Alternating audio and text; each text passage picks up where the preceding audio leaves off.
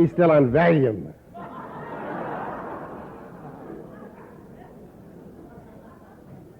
My name is Gene, and I, too, am an alcoholic. And I'd certainly be remiss before I talk to not thank the committee for inviting me to this very enchanting place. I have never been here before. I got up here yesterday and got all messed up right off the bat. I was in the lobby of the hotel, and they told me you had to come way over here to go to the meeting. And I said, how do I get over there? They said, go out in front and get on the bus. And I was sitting on the bus for about 20 minutes, and I was wondering why everybody was talking German. It was the tour bus going back to Fresno, you know.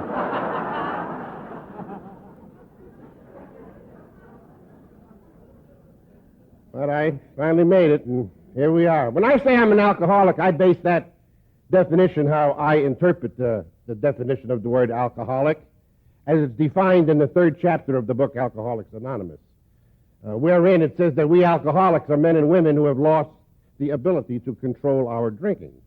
And it doesn't say anything about how much you drank, what you drank, or how long you drank, or that in order to qualify for membership in AA or identify as an alcoholic, you have to spend time in prisons, jails, institutions, be divorced a couple of times, marry the same woman twice, and do all sorts of silly things like that. It just says that somewhere along the line we have to come face to face with ourselves in what we hope is a state of complete honesty as to whether or not we can accept the fact that we as alcoholics have lost that ability to control our drinking. I found that rather difficult because I came to Alcoholics Anonymous when I was 24 years old.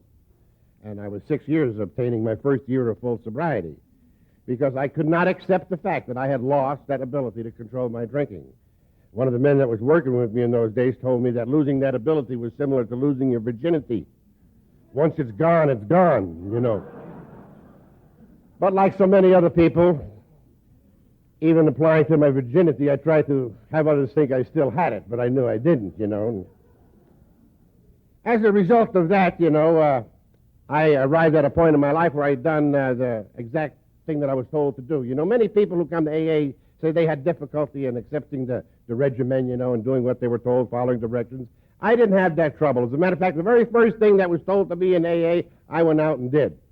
Because I came here, as I say, when I was 24 years old, and I went to my first meeting in a little town called Dixon, Illinois, which is northwest of Chicago. And it was a speaker-type meeting or something, and I went there with that attitude that I wasn't an alcoholic, couldn't be an alcoholic, didn't want to be an alcoholic, and wouldn't be even if I was. And so I sat there with an entirely negative attitude during the whole meeting, and at that time I was a construction. I'm a stonemason by trade, or which I no longer have applied for many, many years. But this group was predominantly all construction workers, and after the meeting was over, I was walking out of this little community center where they had it. There was an old iron worker foreman that I knew there by the name of McGinnis, and he was standing there by the door, and he and I had had a personality clash all our lives. And as I walked by him, he said, "Hey, hotshot," he said, "that mean anything to you?" And I said, "No," I says, "but it's a good place for assholes like you, you know." And he says, "Well, go on out and get yourself a story and then come back."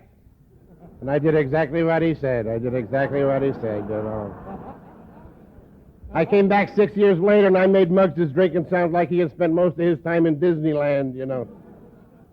And it certainly wasn't any goal or it wasn't any self-improvement project, you know. I, like you, never intended to be here. But as I was walking around out there this morning, you know, I was thinking how grateful I really am to be here. How grateful I really am, you know, and I sort of copped out to myself this morning a little bit. You know, when you're standing there, you can't help but feel a little bit humble in an atmosphere like this. And I was not only so thankful, you know, for the program of Alcoholics Anonymous, but for the great adventure that AA is, you know, and the great adventure that sobriety is. And I stopped to reminisce and think of the places that I've been, you know, as a result of not having taken a drink, and then wind up here in this eighth wonder of the world. I was just extremely, almost overwhelmed, you know, at how fortunate I am.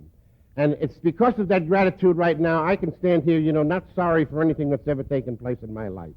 I'm grateful for every drink I ever took. I'm grateful for every kind of jail that I was ever in, every kind of prison that I ever had to go to. I'm grateful for living as an animal on Chicago's Skid Row for a year and a half. I'm grateful for all of that obscenity, all of that stuff that's listed in the book as pitiful, incomprehensible demoralization, because obviously all of that was necessary to bring me to, you know, Yosemite National Park on this Saturday morning, you know, with the same kind of people that are like me. I can think of no other place in the entire world or my life where I would rather be right now than here. And so all of that garbage was necessary to bring you and I here together. And for that, I am grateful, and I'm quite sure you are too. Because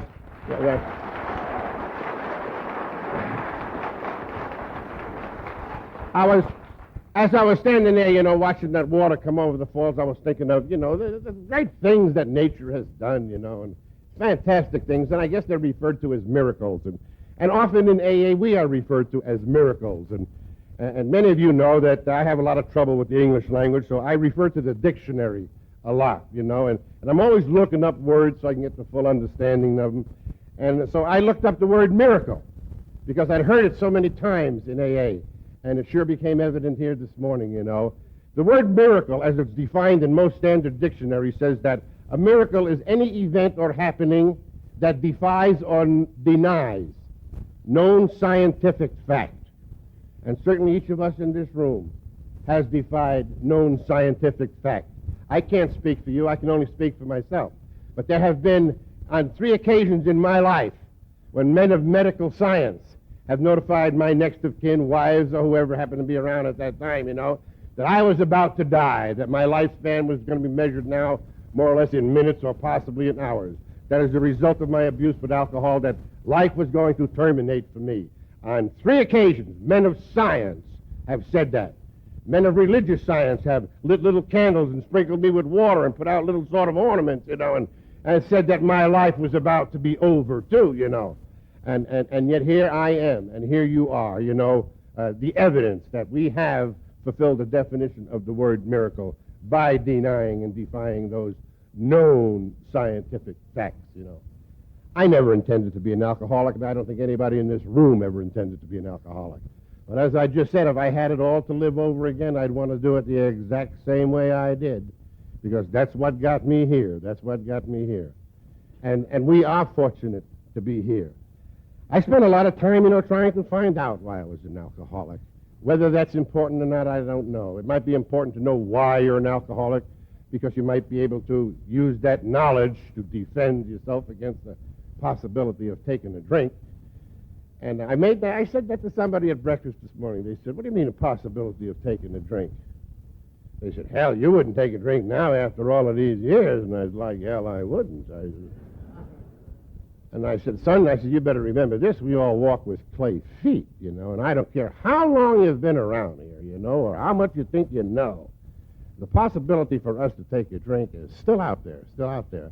A good example of that just happened at my home group the other night, and I go to a men's stag group in the Bay Area, which, if you're only sober 30 years, you have to put out the ashtrays, It's that kind of a group, Jesus Christ,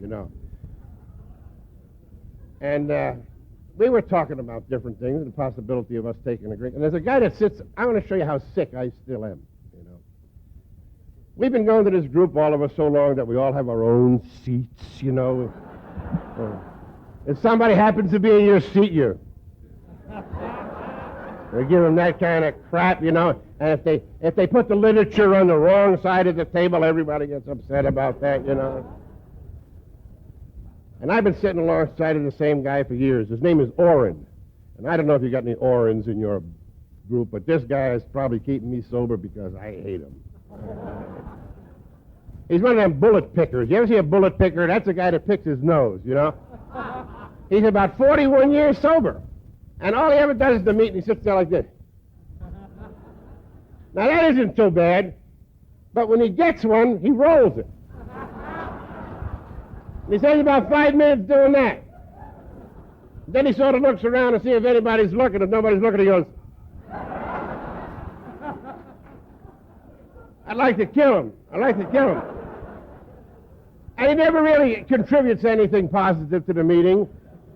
He's an old timer, a real old timer.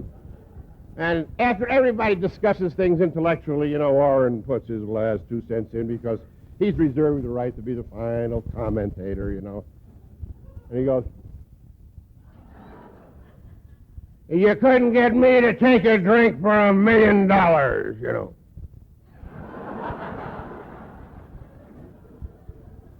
And I sit there wondering, and sometimes I wonder about me, and I wonder about you, and I wonder about everybody in AA. Couldn't get me to take a drink for $1 million. Someday I want to be sitting alongside of Orrin when he makes that statement, and I'm going to go, here, split a bottle of beer with me.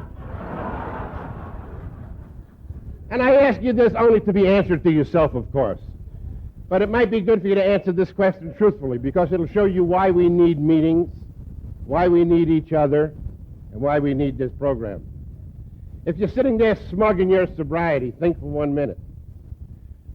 If the whole entire assemblage of Alcoholics Anonymous was here today, 1 million sober members of AA, and we're all sitting out here, and I said, I'll give anybody in this room $1 million if you'll come up here and split a bottle of beer with me,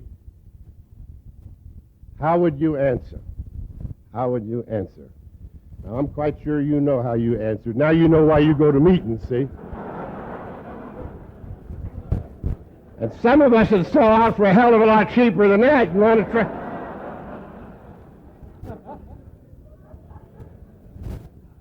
I think we all become alcoholics for the same reason. A young lady touched on it last night there, and you hear people touching on it all the time, A dissatisfaction with who we are at any given time, I was dissatisfied with what I was when I was 16 years old.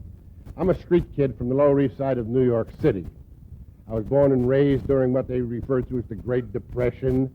I'm the product of a broken home, all of the things that psychiatrically I could use as the causes for my being an alcoholic, but none of them valid, of course. Growing up, I had a lot of problems, but I had no problems with booze. I had a lot of problems with cops when I was growing up. Because I was doing things, that kids my age did in those days in order to survive or exist. I was in the hubcap business, spotlight business, and I wasn't beyond rolling a few priests or anybody else and things like that. Recreation, I call it, recreation. And in 1941, prior to World War II, a couple of detectives visited me in a little candy store that I was operating out of. And they took me to the Federal Building at 90 Church Street in mid-Manhattan. And they told me that before I left that building that day that one of two things was going to take place in my life. That I either was going to voluntarily enlist in some branch of the military, or I was going to be sentenced to a year and a day at Rikers Island, which in those days was New York City and County Juvenile Detention Facility. Now, I wouldn't want anybody in this room to think any foolish reasons like I'm a daredevil or I'm a patriotic son of a gun and interested in defending the homeland and womanhood and all of that.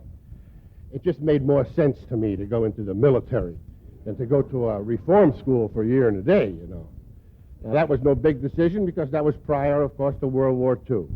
There wasn't even hardly any thought of war in those days. Sure, Great Britain and England and other places, they were at war, but it was still a thing that we just talked about here. And so I entered the military. And what a mistake that was for a while, because some things happened to me, how ironic. Some things happened to me right off of the bat that could be applied later on in my life to my problem with alcoholism and my eventual recovery as of now from the problem of alcoholism. Because I think I discovered why I drank the very night that I went into the service. I enlisted underage in the United States Marines. And I was told that I was going to a place called Paris Island, South Carolina, to receive my training. Now, up until that time, I was nothing more than a street, snotty-ass, wise-ass punk kid. I hadn't even shaved yet. My entire world was about 40 square city blocks. I knew every rooftop, every alley, every basement, every manhole in them 40 square city blocks. But beyond that was all totally alien to me. I knew that there was a place on the other side of the Hudson River called New Jersey. I knew that if you went on up through the Bronx into Westchester, you would eventually come to a place called Connecticut. But I had no idea where in the hell this place, South Carolina, was.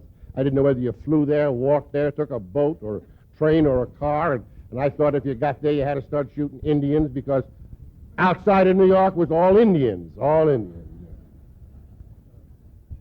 That night I got put on a train with 6 other guys who had also enlisted in the Marines that day. But they were old guys, big guys, like you see in the Marine pictures on TV. John Wayne, and Victor McLaughlin, Randolph Scott, them kind of guys. Not a punk like me, you know. And I was totally fascinated by these guys. And because they were new to me, this will certainly be no big deal to you people out here in the West and these cowboys sitting up here, but one of these guys was a real cowboy, and I had never seen a cowboy in my life, you know. I had never seen anybody on a horse in my life outside of a cop, you know. And here, this guy had an old cowboy hat, dirty one, you know, and a big thing, funny shirts and them big boots. And while he was talking, telling us about riding the range, you know, and with the ropes, doing all of them things, then he made a cigarette with his mouth. Holy Christ. I had never seen anything like that, all with one hand, you know. And I watched in total amazement that he did that, you know. And I wanted to be him. Jesus. I wanted to be able to, you know, make one of them things. And ride the range, you know, and do the ropes and all of that. But I only wanted to be that, you know, until the next guy started to talk. And he was sort of a liar, you know. He first said he was in a circus. What he really was, he was a stagehand in a burlesque show that traveled around with a carnival. But his job allowed him to be backstage when the stripteasers got finished their act. Wow! That's no big deal today, you know, topless. In our permissive society today, it's nothing, you know. But in 1941, for a 16-year-old cherry, that was the deep throat of my day, you know.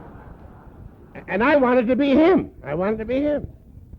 And then later on, there was a merchant seaman there. It took me about 3 years to figure this out.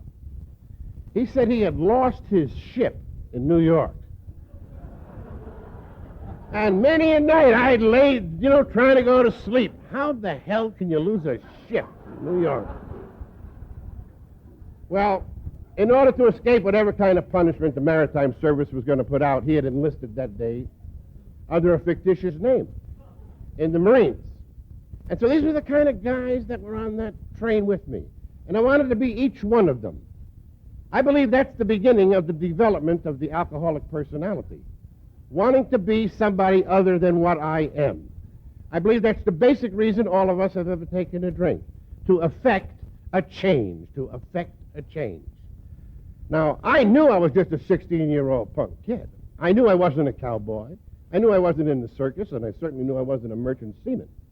But I wanted to be all of those roles. Right now. They call that immediate gratification. I didn't want to wait to learn how to be it. I wanted it right now. And I didn't know how to do that. But obviously these guys did. Because we got a little friendly, and by the time the train pulled out of Penn Station and we got en route to Washington, D.C., our first layover, we had pooled whatever change we had amongst us together. And through some process, the eldest was picked to make a speed run into downtown Washington, D.C., and he got back on the train with a shopping bag full of booze. Now, I have no idea to this very day how much booze it was, what kind of booze. It really doesn't make a hell of a lot of difference. And that night I got drunk. That night I experienced my first introduction into the magic, the true magic of alcohol. I didn't have a convulsion. I didn't go in a deep tease. I didn't shoot a cop. I didn't do nothing horrible. I loved every damn minute of it. It was the greatest moment in my young life. It was fantastic, because now I wasn't a 16-year-old snotty-ass, punk-ass, shit-ass little punk. I was one of the guys, and I walked into the dining car that evening, you know, and I sat right down and looked that waiter right in the eye, and I said, "You know who I am?" And he said, "No." And I said, "I'm a rodeo star, and I have just come back from Cheyenne, Wyoming, you know." And a little while later, I told a little old lady who didn't give a damn who the hell I was, you know. I told her I was an aerialist with the Ringling Brothers, Barnum and Bailey Circus. Someone helped me into the berth that night. I told him I was the first mate on a ship that had just come back from Reykjavik, Iceland, you know. Man, I was jubilant. I had found the magic. I had found the magic. Now, we're told, you know, in our program that many times during our drinking careers, we are given a lot of warnings that alcohol and us are on a course of destruction, you know, and that for people like you and I, our lives would eventually become unmanageable. I, as many, never recognized these warning symptoms, and I continued to drink that night. And I certainly had a warning the very next morning. Let me tell you something, unless you've never been there. You would never believe where they take this train with the Marine recruits. You would never believe it. I don't even know why they named that place, because there is nothing there. It doesn't even deserve a name. It would be an ideal testing spot for nuclear weapons, you know. It's a place called Port Royal, South Carolina. Oh, I guess the only reason they call it port, related to water, is that there's about 6 inches of water all around. It's a swamp. That's all the hell it is. A big swamp. And there is nothing there, no town, no USO, nobody going, hey, you know. Boom. Just these tracks sticking up out of the water. And I don't know if they do this psychologically in the Marine Corps or not, but they bring you in there at 5 o'clock in the morning. And if you're alcoholic, you know that's a hell of a time, you know. You don't know whether it's starting or ending, you know. And you know, I don't know what you call them trees. You nature lovers, surely these guys up here would know. They got all them trees that look like they're dead, you know, with all that crap hanging from them. You saw them in Gone with the Wind, you know, them kind of things. And they got things flying through there, and steam comes up off of it. It looks like where Dracula would hang out, you know. And that's where I had to get off at a train, you know. And that's when I saw the first real Marine I was to see. I had only seen the other guys, you know, with the band uniform on, that white hat and all of that yard and a half of crap up here. And now I saw the first real Marine, you know. He was coming right out of that fog, you know. I would have been better off with Dracula, I tell you. This guy was about 5'8", and he was 5'8" every way you looked at him. He was 5'8", you know. He had no neck. His head came right out of his chest. Bright red, you know. He had a Smokey the Bear hat. I looked like one of these guys around here, you know. Ooh. He carried a little stick under his arm, and he walked like he had a bad foot, you know, like, oh. And he came waddling up to me like a sick duck, you know. And he was from down one of them parts of the country where they talk funny, you know, in the southeastern part of the United States, Alabama, someplace that, you know, just don't understand style. I was dressed, you know, 1941, I was dressed in what I thought was the style of my day for New York. I don't know what the hell the style was in Yosemite, you know. Pendleton shirts and leather hats, I guess, I don't know. But I had on, you know, a hat that had a brim way out to here. My pants were choked at the ankle, you know. Big knee like that. Belt line was up here someplace. My coat, they called them zoot suits, you know. Big roll collar, big chain down to here. And I'm standing there like that, you know. And Beetle Bailey is coming right at me, you know. Oh, you know. Just like he had smoke coming out of him. And in that accent that's familiar to that part of the United States, he just put his chin right up there with mine and started spitting all over my face and playing chinny chin chin, you know. And he said, well, I guess we got another one of them New York slickers. Here. Jesus Christ. That here was just like a big javelin, you know. Oh. Now, you know what alcoholic rage is. That's when your actions overrule your common sense, you know. And I struck out wildly, and I hit this guy. And that's not the way to enter any branch of the military, you know. And I spent the first 72 days of my Marine Corps career in the Paris Island brig, you know. But I only bring this out because I want to tell you a mistake I made in that brig that night, a mistake that I was going to continually make in my drinking career, and a mistake that any of you made in your drinking career. Now, I'm a 16-year-old kid. Bear with me for a moment and think. I'm going away from home for the first time in my life. I've severed family ties. There's no friends around. I don't know anybody. I'm in an entirely alien environment. Scared to death and I'm locked up. And I don't know what in the hell is going to happen to me. And I've got nobody to talk to. Now, my main thought was, what will they do with me? Now, there were a lot of people who could have answered that question who were knowledgeable enough to tell me. There was the sentry on duty. There was a guy called the corporal of the guard. There was a guy called the sergeant of the guard. There was a second lieutenant called the commander of the guard. There was a captain who was the officer of the day, and then there was a guy sitting at the desk called the brig warden. Any one of them guys could have told me what the hell was going to happen to me if I asked them. But you know who I asked? The jackass in the cell with me. I continually done that throughout my entire drinking career. Always asking some asshole who didn't know what the hell they were going to do. You done the same thing. You got a heart murmur, you don't go to a doctor, you ask a bartender, right? Hey, what do you do? Got triple vision. What do you think of that? Triple vision, you know. And so this guy looked at me and he said, well, I don't know. He said, what did you do?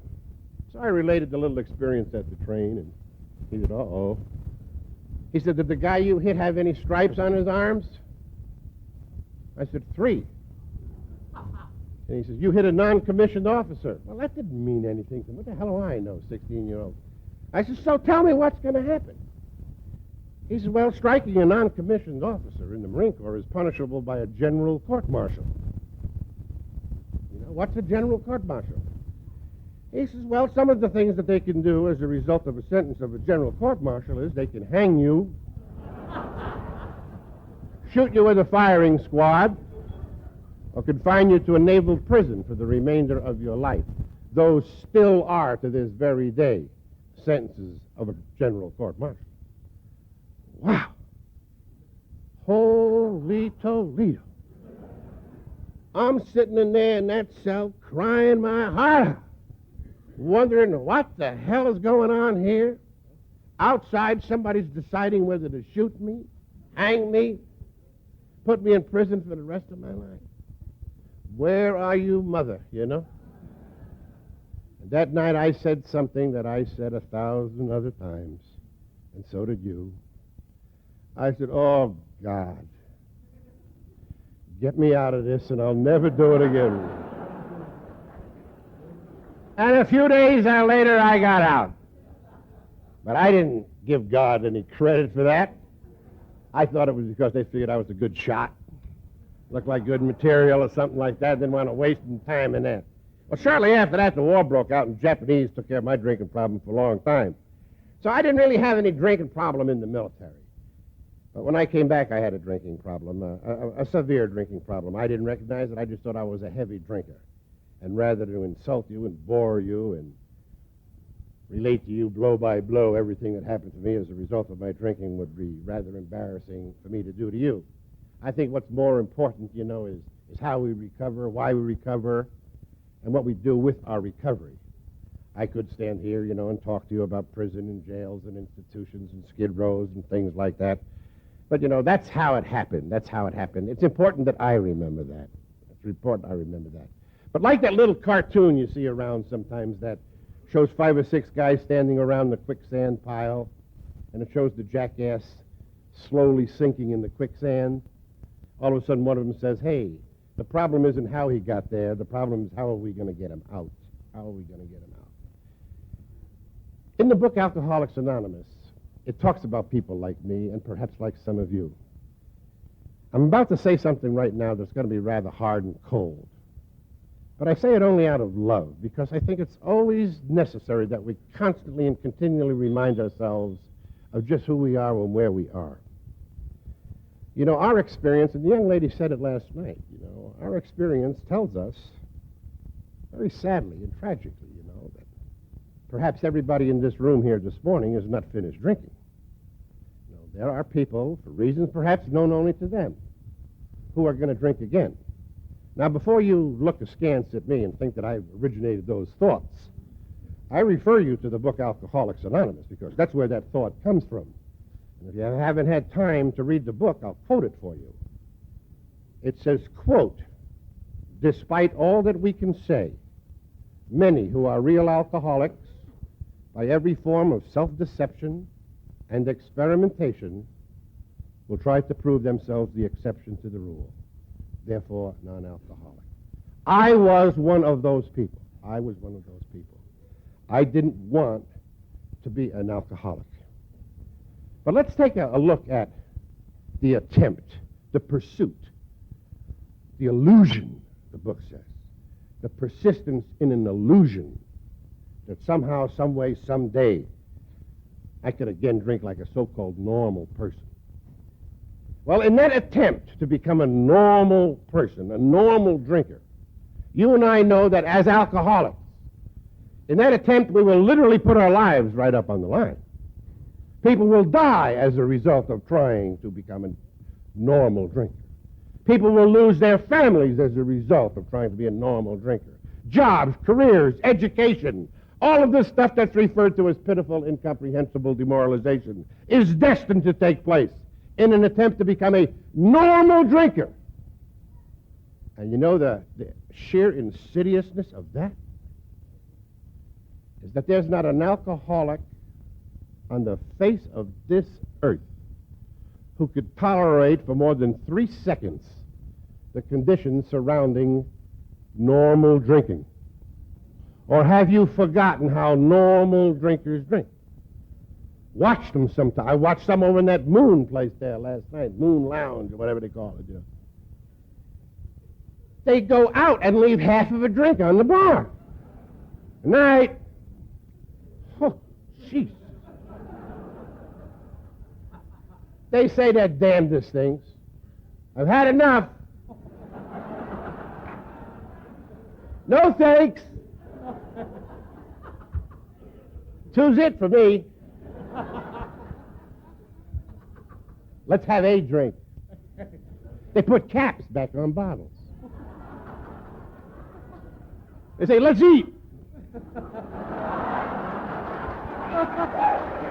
Horrible, horrible, horrible.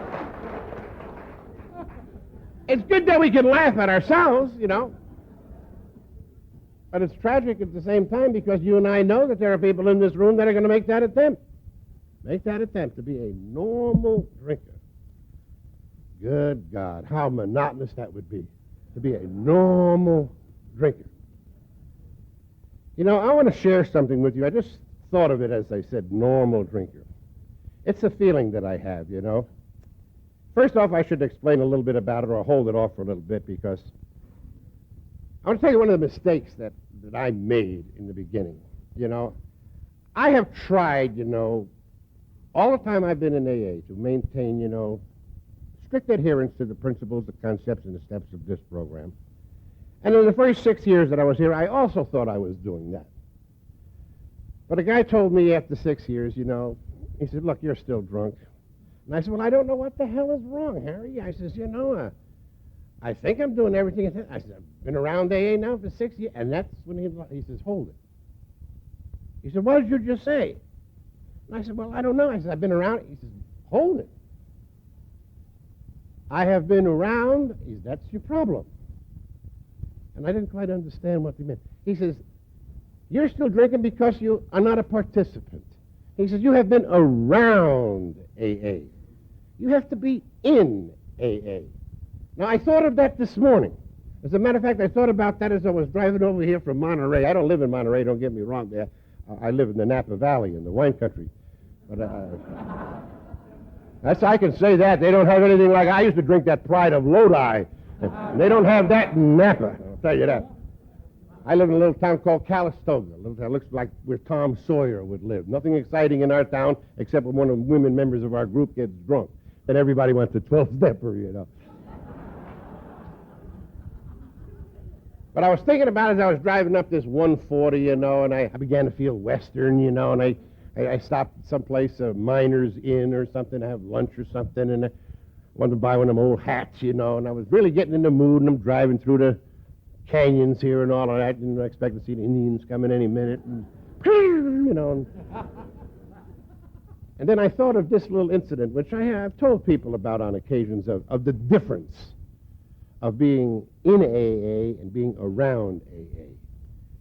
You know, after this meeting, go out there and take a look at what's around us. And you almost have to marvel, or it's just almost impossible to believe that our forefathers, you know, came out here through stuff like this. You know, and hell, they didn't have Jeeps and Land Rovers and crap like that. Man, they come out in them wagons, you know. And what a breed they must have been. What a breed they must have been. And as I thought of that, I I thought of this comparison, you know. You know, when the people came west out here to settle this great state, most of them were getting kicked out, literally, out of other places. Getting kicked out of Ohio, Mississippi, you know, couldn't find jobs. They weren't the best people in the world, you know. They had to move on. And I guess, you know, maybe someplace like Chillicothe, Ohio, one week, a whole bunch of them got thrown out. You know, get out of here, get out of here. And so they were all muddled around the town square there trying to figure out where in the hell to go. Somebody said, hey, let's go to that place called California. Here it's great out there, man. They got the Raiders, the Rams, and all the 49ers. So they said, yeah, everybody wants to go. Let's be down here Monday morning and we'll shove off. And then about that time somebody said, anybody know how to get there? Second moment of silence. Nobody knew how to get there. And some guy piped up. He says, well, he says, I was looking in the yellow pages in the book the other day. And he says, underneath wagon trains. He says, a number there, listen, Ward Bond. It says, Ward Bond. So they call up Ward Bond, you know, and old Ward come down to see them, and he told him, yeah, I've been out there a lot. He says, I'll take you out. He says, but I want you all down here Monday, 8 o'clock sharp, because we'll leave then, but you got to understand this. If I'm going to take this wagon train out here, I am the boss. I am the man. You've got to do what I tell you to do. Follow my directions. And then he said something that was going to become immortal. And somebody said, well, why should we do that, Ward? Ward says, rarely have we seen a person fail who has thoroughly followed my best. So Tuesday morning, they all assembled down there in the village commons, you know, and all these big wagon trains and the oxes and the oxens and the pails hanging from the side, you know, and all that kind of crap. And Ward counting them all, you know, here, there, and he said, okay, we're all ready to go. I'll give you a little signal, then you all follow me, you know. And he says, we got a little extra break this morning. I got my friend Frank laying over here. Frank gave him a couple of bars of Mule Train, you know. And Ward went, whoa, and off they went, you know, clippity-clop, clippity-clop, clippity-clop, you know. And they went through Ohio, clippity-clop, clippity, and through Illinois, Nebraska, Wyoming, and clip-clop, clip-clop, oh, and all that kind of crap. And then after many days, they arrived in Nevada, Winnemucca, Nevada. And old Ward went, oh, put his hand up like that, and Frankie went, oh, and everything stopped, you know. And Ward says, I got to tell you something. He says, we're in Nevada. Bad scene, bad scene. He says, we could expect some problems here. He says, I'll tell you what I want you to do. He says, we got this far safe. You've all been doing what I tell you to do, so tonight I want you to put all of the wagons in a big circle. Great big circle. And all of you people that want to be part of this new adventure, all that want to be safe, you get inside of the circle. And so, clippity-clop, they put all these big wagons, all that kind of crap. And made the big circle. Everybody got inside the circle. And then night came to the desert, you know. The whippoorwills whippled, you know. Home on the range, the purple sage, you know, all of that guy. It looked like a Hallmark greeting card, you know. And as the sun settled below the horizon, peace reigned. And then all of a sudden, somebody lit up a cigarette. And Ward Bond held out, put out that damn cigarette, you can see it for miles. I said, screw you, Ward, I want to smoke. If you want to smoke, get the hell out of that circle. This guy picked up his bedroll and his blanket, and down the road he went a little bit and fixed himself up a little place, and he was short of cigarettes, too. And then night came back to the day. And the whippoorwills, and the purple sage, and peace reigned. And then all of a sudden somebody started playing a banjo. And Ward says, knock off playing that banjo. I said, screw you, Ward. Out. And you two over there, out. Little slow in the morning, ain't you?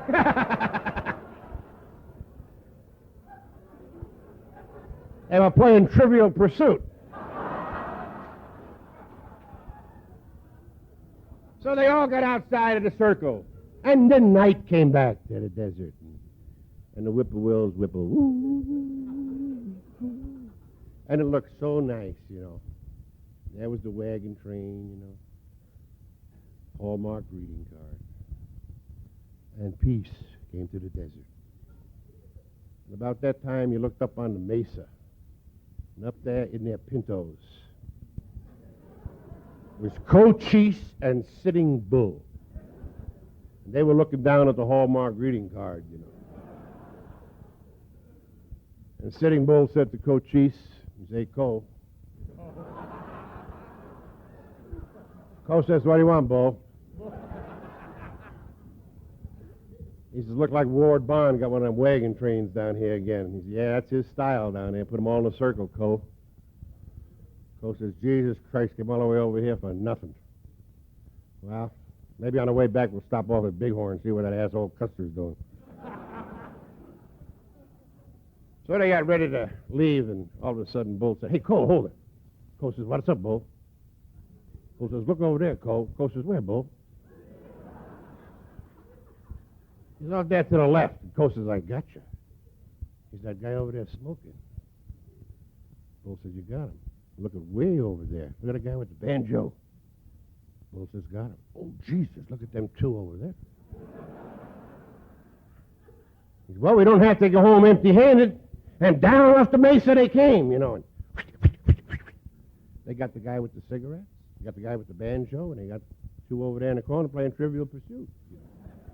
Because they were all around the circle. The people who were in the circle went on to California. Simple moral to that story. In or out, in or out. In you're safe, out you're not safe. And so I had to get into this program. You know, this is a terrific experience, and I know there's a lot of new people here tonight. What you're experiencing this weekend, because I'm going to tell you something that I don't know how to say it, really. I don't want you to believe it, but understand it. And it doesn't apply to you if you're real new. Now, that sounds sort of weird, but you'll know what I mean. You know, I've been here for a while, and really, if my sobriety, if the change in my life as a result of not drinking was nothing more than 3 or 4 nights a week I was going to some church basement to drink that crummy coffee and eat them lousy cookies. But understand it. And it doesn't apply to you if you're real new. Now, that sounds sort of weird, but you'll know what I mean. You know, I've been here for a while, and really, if my sobriety, if the change in my life as a result of not drinking was nothing more than 3 or 4 nights a week I was going to some church basement to drink that crummy coffee and eat them lousy cookies and listen to our crap over and over again, I really believe I would make a choice to go back to drinking. You see, I didn't stop drinking to wind up in church basements eating cookies. I have been an action guy all of my life. Bill Wilson said that this was a program designed for a new way of life for people who chose not to drink. That's what I wanted. I wanted a new way of life. I wanted to live, I wanted to experience, I wanted to be without drinking. And then I discovered Yosemite's. I discovered Palm Springs. I discovered Monterey's. Or I discovered any of these so-called activities that take away that attitude that sobriety is a punishment or a penance. Because for them first few years, there were times when I sat in meetings wanting to scream, you know, full of that self-pity, full of that thought of the Peggy Lee song, is this all there is? You know, is this what I have to resign myself to? But then I found out that this other part of AA exists, that it is possible to mix, you know, a couple of laughs with the seriousness of sobriety, and the fellowship and the sharing and all of these things. So reach out for this. I always call it the gusto, you know. I never knew how to explain that, you know, because I knew why I didn't drink anymore, but I just didn't know how to tell people. They'd say, why don't you drink anymore? And it wasn't because I'm an alcoholic, because I drank plenty when I was an alcoholic, you know. And I knew in my gut, but I just didn't know how to say it. Then I'll tell you what happened. And I hope I don't offend any. Well, it's tough if I do. You know. Some years ago, I was in Stockton. Let's face it. Now, come on. Stockton is not the Riviera, you know? About the most exciting thing you can do in Stockton. You know, it's like being in an empty paint can, you know? Best shot you get on Saturday is to go through the J.C. Penney store a couple of times. Look at work clothes, you know? Well, I was sitting in the motel this afternoon, you know, trying to kill some time till the evening's activities. And I was watching one of them Saturday afternoon classics on TV, you know. Godzilla rapes Shirley Temple or something like that. And during one of the commercial breaks, a commercial came on. And I know many of you have seen it. As a matter of fact, it was filmed right in San Francisco Bay. And it was filmed on one of them glorious days that they have there, you know, in the warm days, and all the sailboats are out on the bay. Look like a bunch of little butterflies flicking around out there, you know. It looks nice. And on these sailing schooners, you know, all the guys, young fellas, 20, 21 years old, with funny little hats and weird T-shirts and cut-off blue jeans, were just jackassing around on them, you know. And they zoomed in on one of these ships, and it showed the guys swinging on the lines and dropping into the bay and diving off of the mast, just having a hell of a time. And then the punchline came on. Said, you only go around once. Grab all of the gusto you can. And I didn't know what the hell gusto meant, you know. And so I looked it up in the dictionary. And it says, you only go around once. Grab all of the gusto. Gusto is a slang expression for the word living. You only go around once. Grab all of the living you can. And only a total idiot would sit in this room or any other room like this thinking that he or she is going to get more than one shot at this thing called life. Life's a one-time trip. Life's a continuing process. There's no putting life on hold. There's no saving some for later on. There's some very cold facts about life. You ever stop to think that from the moment it starts, it begins to get shorter? That's right. Every second, every minute, every unit of time that goes by is a part of your life that is over. Over. Done, finished, end 30. All done. Now, I don't know about you, but I'm quite sure that you would share in these thoughts. I want every bit of life there is.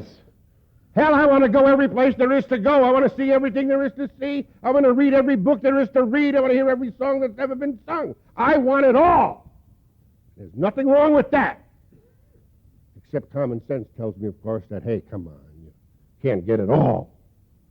But I know something else, and I'm quite sure you know it too, because it's based on my experiences and your experiences being shared with each other, that I can get a hell of a lot more out of life if I'm not using and drinking than I ever got using and drinking, and that's why I don't drink today, because I want life, life.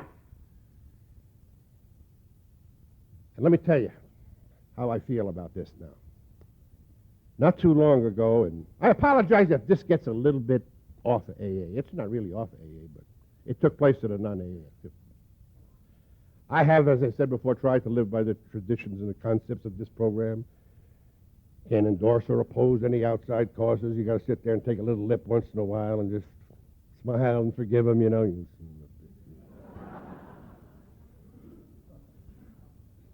There's a word called stigma that's attached to the word alcoholic.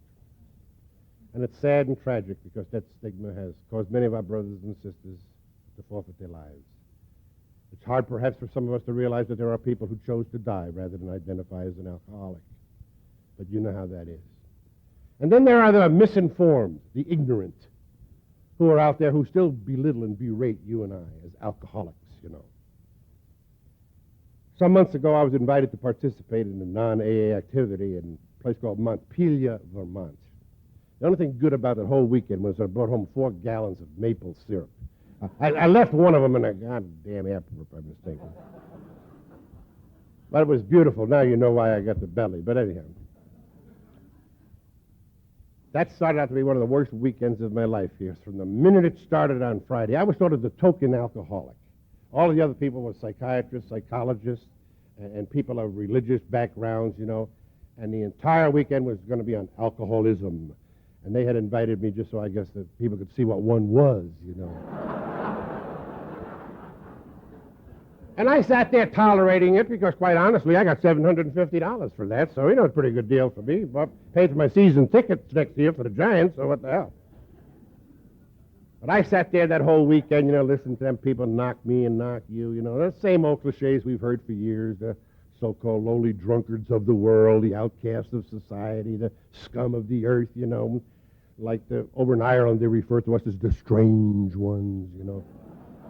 And people and ministers and, so many people have been belittling you and I, and they get up there and blast out about how we were so weak-willed and we lack courage and all of that crap, and I've heard it for over 30 years. But that wasn't the day, I guess, for me, because that closing Sunday afternoon, we were all sitting at a table like this, about 14 people, a little name in front of you so they'd know who you were, and they didn't have no name in front of me. I was supposed to be anonymous, and big deal.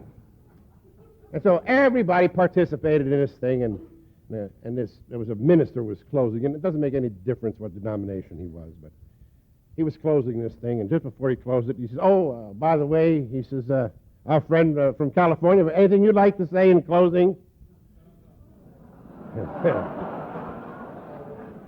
And what a mistake that was.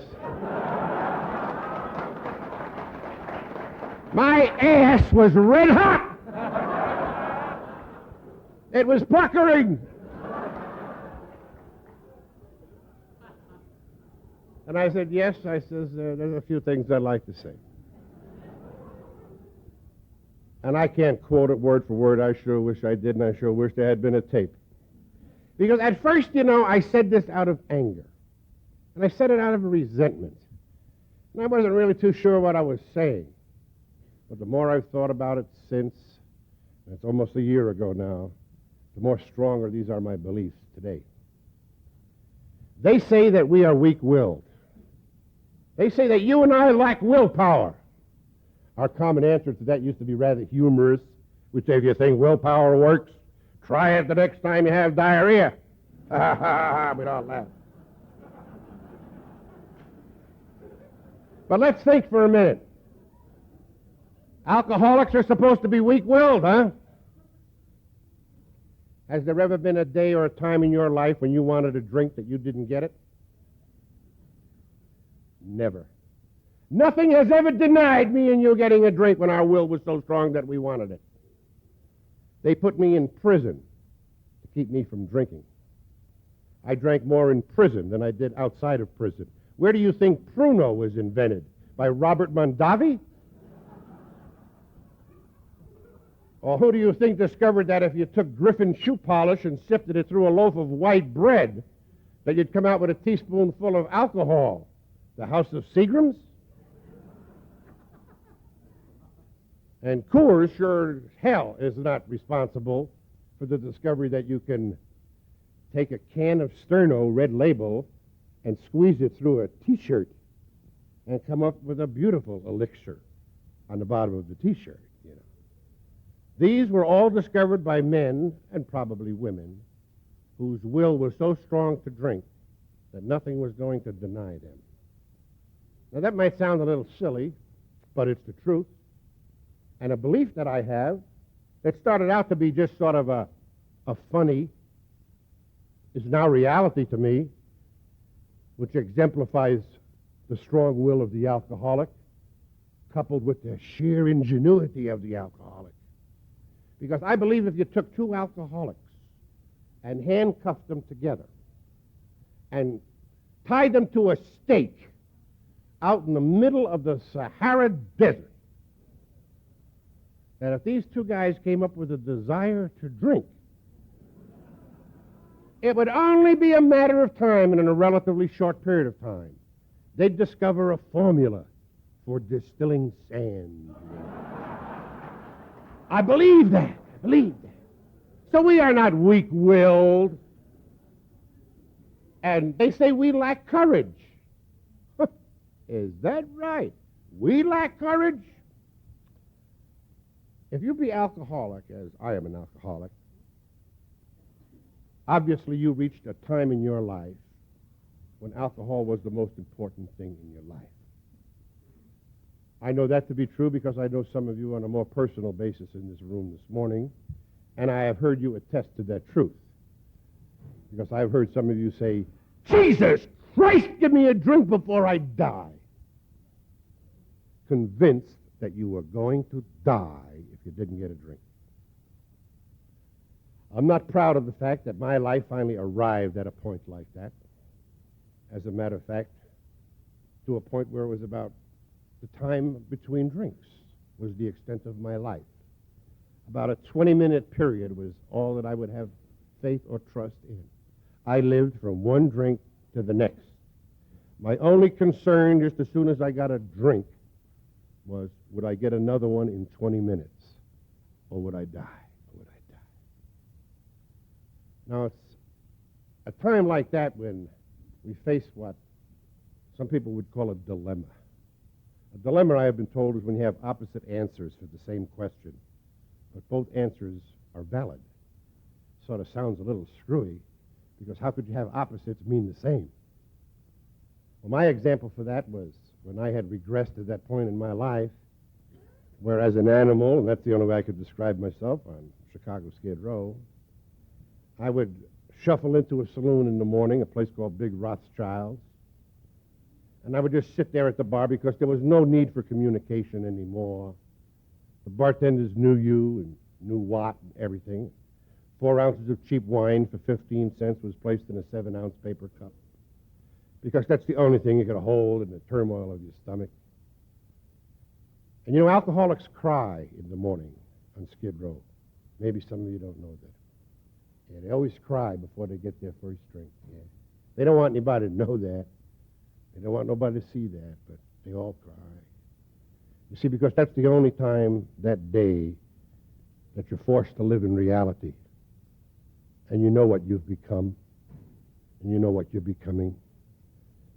And you know what you've caused to happen in the lives of those you love the most. And you sort of well up inside with self-disgust. And then the only release from that is a tear. But just as soon as you get a drink, it's all right because life begins to get better then. The answers begin to come clear now. But before it comes, you sit there and you look at that drink. And I used to look at it. And I knew that if I drank it, it would kill me. I knew that. If I drink it, it's going to kill me. But in the back of my head, something else was saying, but if you don't drink it, you're going to die. That's opposite answers for the same question. And both of them were valid. If I drink it, it kills me. If I don't drink it, I die. It's that time that I believe courage erupts in the lives of alcoholics like us. In most cases, the initiation to that kind of courage comes about and is introduced to you and I by a stranger, semi-stranger, who makes one of the most incredible suggestions you've ever heard. Why don't you do something about your drinking? Are you mad? What do you mean, quit drinking? If I quit, I'll die. And then he looks at you and says, oh, yeah, I know. But that's not really true.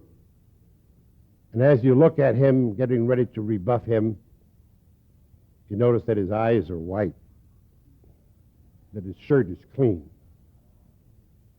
and he smells all right. And there's a crease in his trousers and a shine on his shoes. And there's a color in his cheek that you envy. And you wonder, who the hell is he?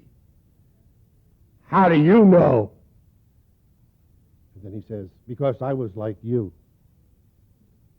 And you look a little closer, and you begin to think almost obscene thoughts. Could it be? Nah, he certainly couldn't have been like me. Boy, I sure would like to be like him. I don't want to be like this. I want to see my kids, but... And he nods his head and gives you a compassionate look and says, I know just how you feel. And you begin to wonder then, could I? Maybe. I wonder. And then at that moment, the alcoholic does something. He looks into the eyes of this guy. This guy he hardly knows. But when you look in his eyes, you don't see his eyes. There's like a place that only alcoholics can see in other alcoholics. It's like a little place that's behind the eye.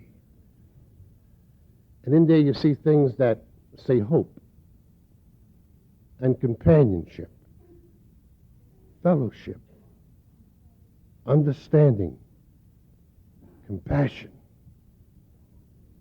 And then this guy who was so sick, so full of fear, holding on to the only thing he's got left, his life. His life, that's all you had.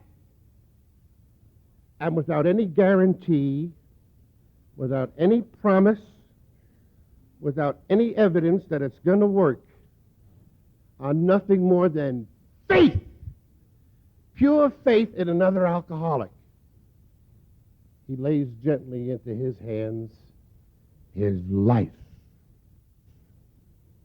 And that takes courage. That takes a kind of courage that I have never seen exhibited any place else in my life. And that courage eventually brings you and I and people like you and I to a point where we receive what is referred to as a gift called sobriety. And if there be any of you new in this room here this morning who are here seeking this gift, it abounds in this room this morning. It's all around you this morning. And it's here for the asking. That's all you need to do is to ask. Because it's going to take two of us. One will have to extend this gift, and the other will have to come forth and want it. And when you come in communion, as it happened with me, my sponsor placed into my hands this gift called sobriety. And as he laid it gently in my hands, he said these things to me. He said, Duff, there are conditions contingent upon this gift. I want you to take this gift and hold it close. Hold it close to you. And take from it all of the strength that you need. Take from it its understanding, its love, and its compassion. And he said, Duff, if you'll do that, sooner than you expect, and certainly much sooner than you deserve, you'll be able to stand up. And you'll be able to walk once more amongst your fellows. And on the day that you can do that, on the day that you can rise again and walk with some semblance of dignity, we ask you only to bring that gift back. Thank you very much for having me here.